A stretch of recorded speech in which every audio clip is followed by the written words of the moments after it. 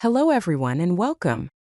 Today we are going to explore two fundamental concepts in programming: recursion and iteration. We will discuss their differences, advantages, and when to use each of them. Let's start by defining what recursion and iteration actually are. Recursion is a programming technique where a function calls itself directly or indirectly to solve a smaller instance of the same problem. It relies on the call stack to keep track of function calls and their respective states. Here is an example in Python to calculate the factorial of a number n. The function factorial calls itself with a smaller value, n-1, until it reaches the base case where n is less than or equal to 1. Iteration, on the other hand, is the repetition of a process using loops, such as for or while loops, to achieve a desired output. It uses variables to track the state throughout the execution of the loop. Here's the iterative version of the factorial function. It uses a for loop to multiply the numbers from 1 to n, accumulating the result in the result variable.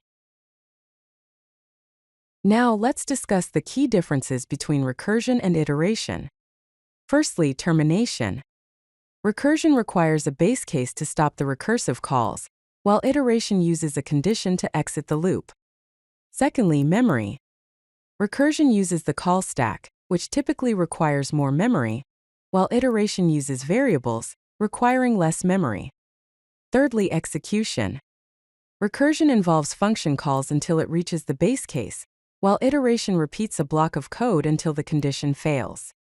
Fourthly, code structure. Recursion is usually more elegant and shorter in terms of code, while iteration can be more verbose but straightforward.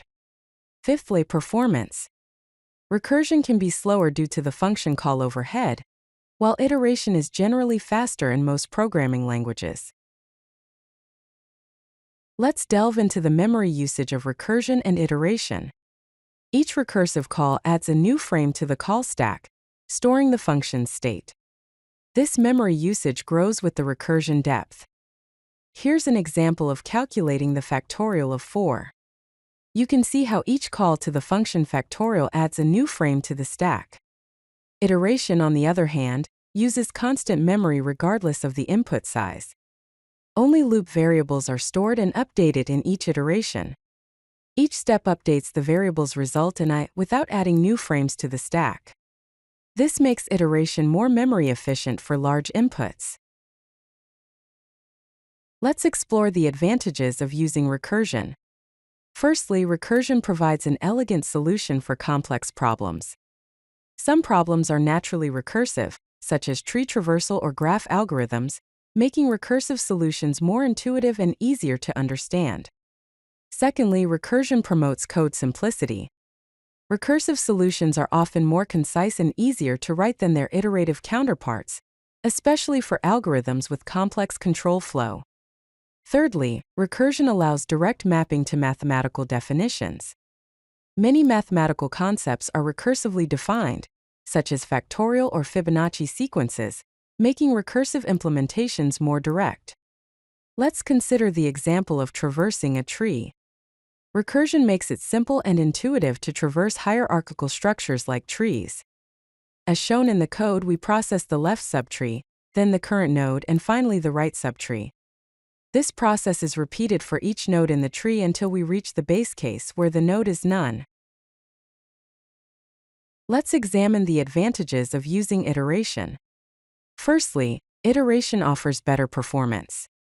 Iteration is generally faster as it avoids function call overhead and stack operations, leading to better runtime performance. Secondly, iteration provides memory efficiency. It uses constant memory regardless of input size, avoiding stack overflow risks with large inputs that recursive solutions might face. Thirdly, iteration is easier to debug. Iterative solutions can be easier to trace and debug, since the program state is visible in variables, rather than hidden in the call stack. Now let's consider an iterative implementation of the Fibonacci sequence. Iteration dramatically improves performance for Fibonacci calculations. As illustrated, the performance graph highlights the difference between the recursive and iterative implementations, with the iterative approach exhibiting a significantly better performance for larger inputs. Now, let's talk about tail recursion optimization. Tail recursion is a special form of recursion where the recursive call is the last operation in the function. Many modern compilers can optimize tail recursive functions to use constant stack space, similar to iteration. Let's look at two different functions for calculating the factorial of a number. The first one shows standard recursion, which is not tail recursive, where there is multiplication after the recursive call. In contrast, the tail recursive version calculates the factorial with only the recursive call as the last operation. The optimization works by converting recursion to iteration at the compiler level. Here is a diagram to help visualize how tail recursion can be optimized to have constant memory usage and eliminate the risk of stack overflow. Now, let's discuss the best use cases for recursion versus iteration. It is best to use recursion for tree or graph traversal, which involves navigating hierarchical data structures like DOM trees or file systems. Recursion can also be useful for divide and conquer algorithms like quicksort, merge sort, and binary search. Recursion is also helpful for backtracking problems like inqueens, Sudoku solvers, or maze generation. Another use case is for dynamic programming, when the recursive solution can be memoized, such as with Fibonacci or coin change problems.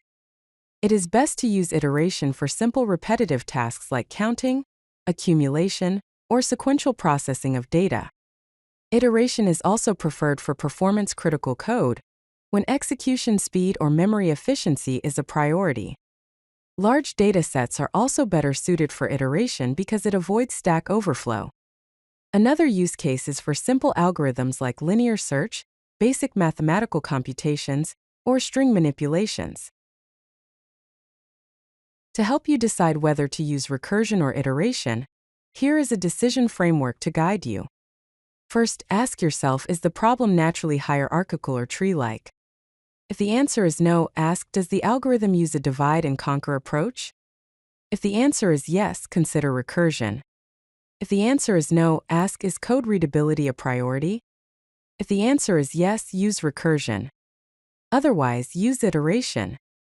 If the problem is hierarchical, ask, is performance or memory efficiency critical? If the answer is yes, consider iteration. Otherwise, ask, does the language support tail call optimization? If the answer is yes, use tail recursion, otherwise use iteration. In summary, recursion excels at problems with hierarchical structures and naturally recursive definitions, while iteration is generally more efficient, using less memory and avoiding stack overflow risks. Tail recursion can offer the best of both worlds in languages that support optimization. Readability versus performance is often the key trade-off when choosing between approaches. To conclude, here are some best practices. Always include a clear base case in recursive functions to prevent infinite recursion. Consider memoization for recursive functions with overlapping subproblems. For large inputs, convert recursive solutions to iterative ones or use tail recursion. Profile your code to identify performance bottlenecks before optimizing, and know your language's limits. Python has a recursion depth limit, while other languages have different constraints. Thank you for watching. If you like this video, hit that like button and don't forget to subscribe. Visit codelucky.com for more such useful content.